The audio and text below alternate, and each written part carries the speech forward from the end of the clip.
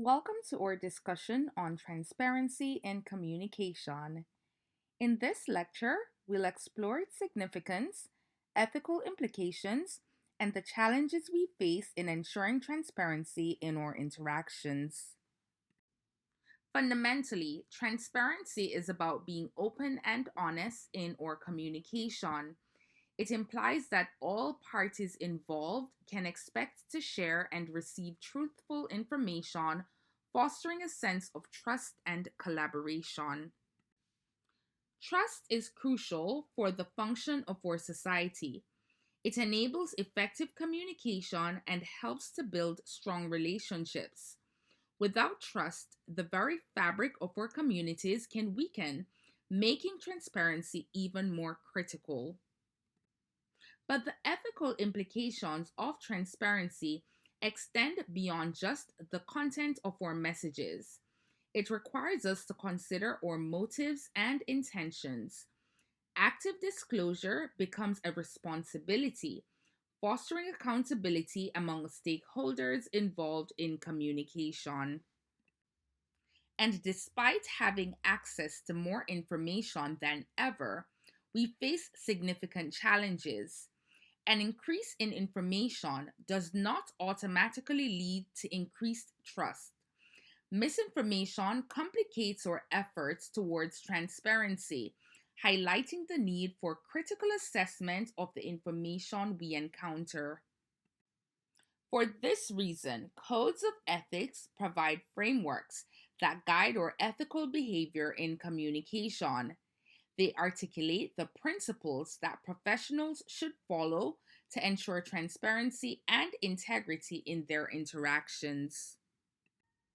As a principle of ethical behavior, transparency does not automatically lead to moral progress.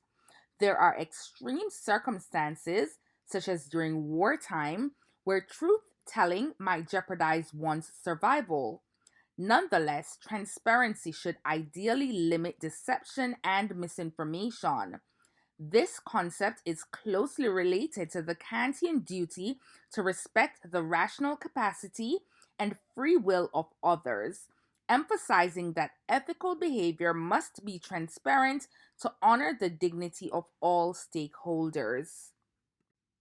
Transparent behavior is defined as a commitment to openness in communication, which fosters a reasonable expectation of honest exchanges. It represents a proactive moral engagement that considers the dignity of individuals. Deception and omission can thwart this dignity, making it crucial to maintain transparency in our interactions. What exactly is the role of moral communication here? Moral communication hinges on our ability to share a common understanding of facts. When deception occurs, we fail to treat others with the dignity they deserve. Ethical communication requires us to be transparent and honest, ensuring that our motivations and intents are clear to all parties involved. A notable case to help us understand the concepts is Armstrong Williams. Williams was paid to promote government policies without disclosing this arrangement.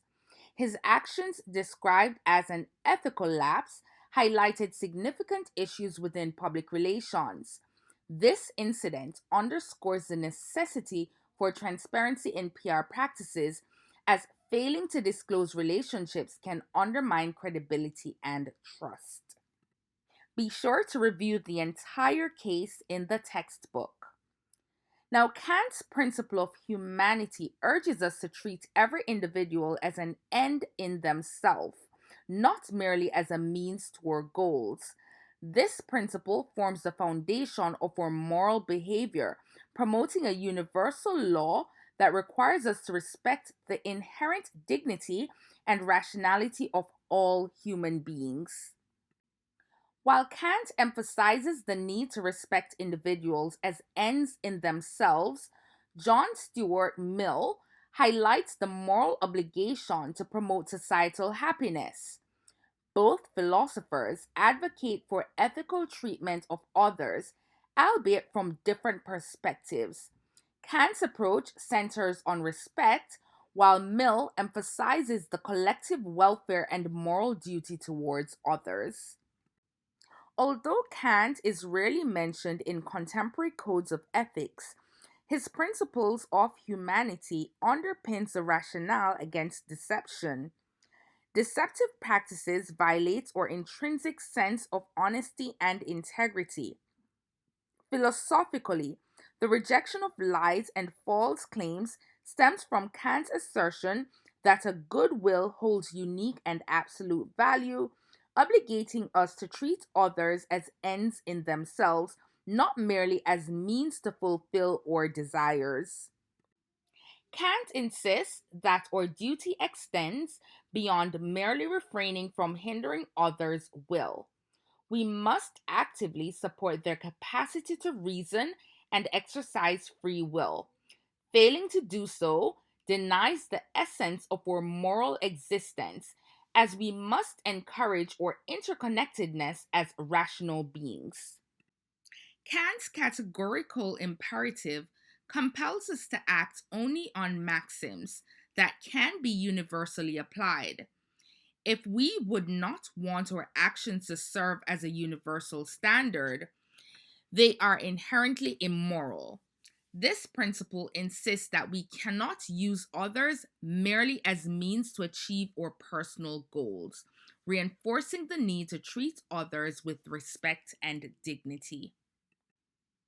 Now, Kant's philosophy introduces a profound obligation. We must regard the happiness of others as a moral objective. This concept, while radical, echoes principles found in various ethical and religious frameworks, reinforcing our collective responsibility to one another. Critics argue that Kant's framework can be overly rigid, presenting challenges in applying it to everyday situations. Many situations involve moral complexities where compromise, such as telling a white lie, may seem necessary. But Ross offers a more nuanced perspective, emphasizing the balancing of duties in our moral decision making. Essentially, Ross categorizes duties into perfect duties, which must always be observed, and imperfect duties, which depend on circumstances. This approach acknowledges the complexities of moral decision making, allowing for a balance between competing obligations while still honoring our moral responsibilities.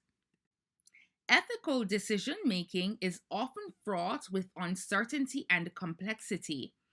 Context plays a crucial role in determining our actions. While Kant's framework provides broad moral standards, it is essential to recognize our obligation to strive for transparency and honesty in all interactions, acknowledging the need for ethical integrity. Kant's philosophy emphasizes that true freedom is tied to our moral responsibilities. He challenges us to reconsider our culture's often self serving view of liberty. The essential question he poses is whether we are prepared to prioritize our duties to others above our own unrestrained desires. It's important to note that Kant's notion of duty resonates deeply within journalism and public relations. Media professionals often claim to serve the public, reflecting their commitment to ethical standards. Increasing transparency in their practices exemplifies this duty, aiming to build trust and credibility with audiences. For journalists, transparency is vital. When decisions are made behind closed doors, public trust erodes. As Bill Kovac and Tom Rosenstiel state, the rule of transparency requires journalists to disclose their methods and limitations, allowing the public to evaluate the reliability of their news. In public relations, transparency builds trust, especially during crisis. Ethical practitioners understand that honesty and openness are paramount. As Kathy Fitzpatrick points out, no comment is not an option for anyone serious about maintaining credibility in their communication. At the same time, product placement raises ethical concerns about transparency and authenticity. When brands are integrated into storytelling without proper disclosure, audiences may feel deceived. Critics argue that such practices can distort artistic integrity and mislead viewers regarding the nature of the content. The point is, viewers deserve to be informed when they are consuming advertising disguised as entertainment. Transparency in product placement not only respects the audience, but also enhances the authenticity of creative work. This ethical obligation is central to maintaining trust between creators and their audiences.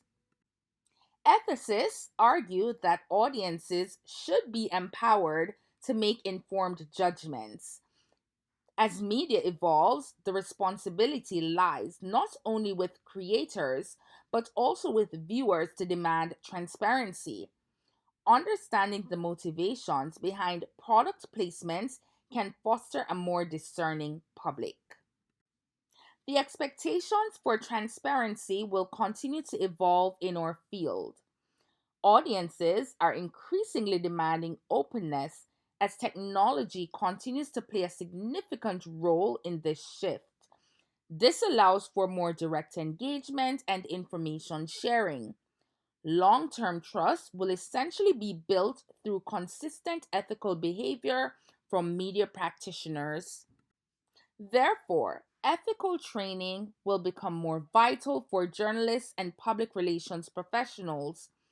Educational programs must prioritize transparency and accountability in their curriculum. By equipping future media practitioners with the necessary ethical frameworks, we can cultivate responsible practices that resonate throughout the industry.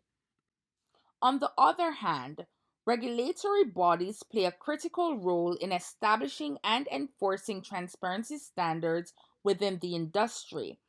By promoting compliance with ethical practices, these organizations can enhance public trust, ensuring that the media serves its vital role in democracy and society. Engaging audiences in discussions about transparency is also essential. By inviting feedback and encouraging dialogue, media organizations can create informed consumers who understand the complexities of media practices. This engagement fosters a community that values openness and accountability.